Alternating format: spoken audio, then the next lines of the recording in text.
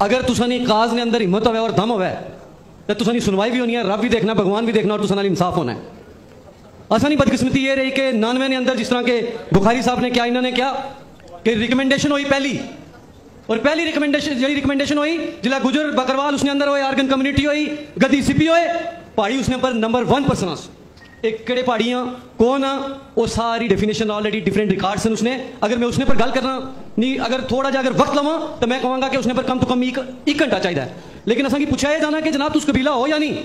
मैं सिर्फ एक चीज़ आख तू रूल 21 पढ़ो, जरा रिजर्वेशन रूल है जम्मू कश्मीर में 2020 लागू होया, उसके अंदर क्लियरली डिफाइंड है कि पहाड़ी एक क्लैन है, पहाड़ी एक ट्राइब है, पहाड़ी एक एथनिसिटी है।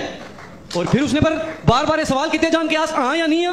देखो गवर्नमेंट ऑफ इंडिया देने वाली है और अस लेने वाले हैं। गवर्नमेंट ऑफ इंडिया ने देखना है साढ़े नाल अगर ना इंसाफी हुई हैं पिछले 40 साल ना इंसाफी हुई हैं, पॉलिटिकल विल पर डिसीजन ले जाने। अगर गुजर बरादरी जिसी के अस मन्ने कि अगर एक सिक्का है उसने दो पहलू होने ना जिन्हें हेड और टेल, ये साड़ी जानन अस इन्होंने रूह हाँ, अस एक दूए तो कदे जुदा नहीं हो सकते। और इो खुशकिस्मती साड़ी रही ये नसीम लियाकत साहब मेरे सामने बैठे थे, ये DDC मेंबर साड़ी मोहतरमा इतना बैठे थे, जड़े भी सारे गुजर लीडरशिप थे जड़े लोग जिस तरह मसा साढ़े जड़े भी रजौरी पूंछते, क्योंकि मेजोरिटी जी पहाड़ियां नहीं है, मैं तुम दसा रजौरी पूंछने अंदर है। और रजौरी पूंछने अंदर तुम एक बड़ा गुजर लीडर दस दो जिन्हें साड़ी मुखालफत की हो। तुस गुजर बरादरी ने अंदर सब तो बड़े जो लीडर हैं वो मियाँ अल्ताफ साहबन, मियाँ बशीर साहबन, उन्होंने साड़ी अगर मुखालफत की हो, उन्होंने आखिया कि इन्होंने हक बनना, इन्होंने हक मिलना चाहिए।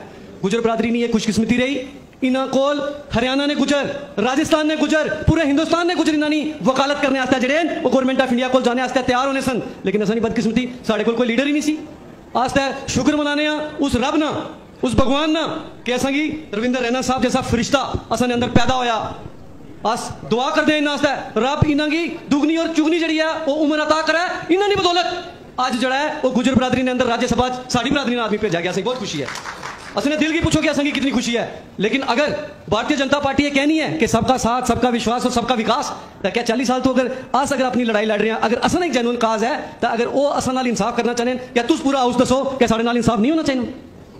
अगर असन नाल इंसाफ होना चाहिए और अगर एक करने वन साढ़े नाल इंसाफ, मैं तुसेंगी इत्थों बह के कह रहा हूँ, मैं एज ए नौजवान लीडर कह रहा हूँ। और नौजवानों की गल कर जड़े ब्यूरोक्रेट्स जिला उन्होंने गल होनी है, पढ़े लिखे लोगों की गल होनी है। जिन्हें शाह मोहम्मद चौधरी साहब ने कहा ना कि लीडर एक लेवल पर डिसीजन मेकर होने, लेकिन कोई भी कौम उसने तरक्की करनी है जिला उस कौम ने अंदर कल IAS ऑफिसर पैदा होने, चीफ सेक्रेटरी पैदा होने, उसने अंदर SSPs पैदा होने, वो तो हो सकने जिला तुसांगी ये चीज़ मिला है कि जिसने ना तुस उन लोगों नाल कंपटीशन ना कर सको जड़े कि तुसने इक्विवेलेंट एजुकेशन फैसिलिटीज तुम्हारे रूमन। आज तू रजौरी पुंछ ने अंदर देखो, तू साड़ी हालत देखो, तुस जड़े भी सारे गुजरे थे लोग हो, आज गुजर और पहाड़ी आज दो मंजियां रखने असनी अपनी टोकन। तुस कदे इथू चले जाओ मुगल रोड तू परली तरफ, तुस चले जाओ जड़ा तुसंगी पूरा शोपियन ने इधर वाला बेल्ट है, वो सारे लोग सारे लोगों को सारियां खुशियां। मेरा कहने का मतलब है जमशीद साहब कि असंगी एक आशानी किरण पहली बार मिली है और अस इतने मैं कहूँगा कि अस दुआवां देंगे, सारे बच्चे साढ़े आने वाली नस्लें दुआवां देंगियां नरेंद्र मोदी साहब की, जिन्होंने पहली बार साढ़े कबीले ने नाम लिया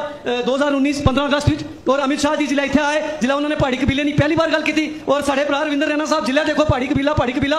मैं कसम करके आना रैना साहब थोड़े वास्ते साड़ी जान हाजिर है। अगर तुम्हारी जमात एहसान करेगी, मैं तुझे यह कहना चाहना याद रखियो कि पहाड़ी कबीला भी कदे पीछे नहीं हटेगा। सोहेल साहब के थोड़ा सा माइक दे दीजिए, सोहेल साहब तक माइक पहुंचाइए।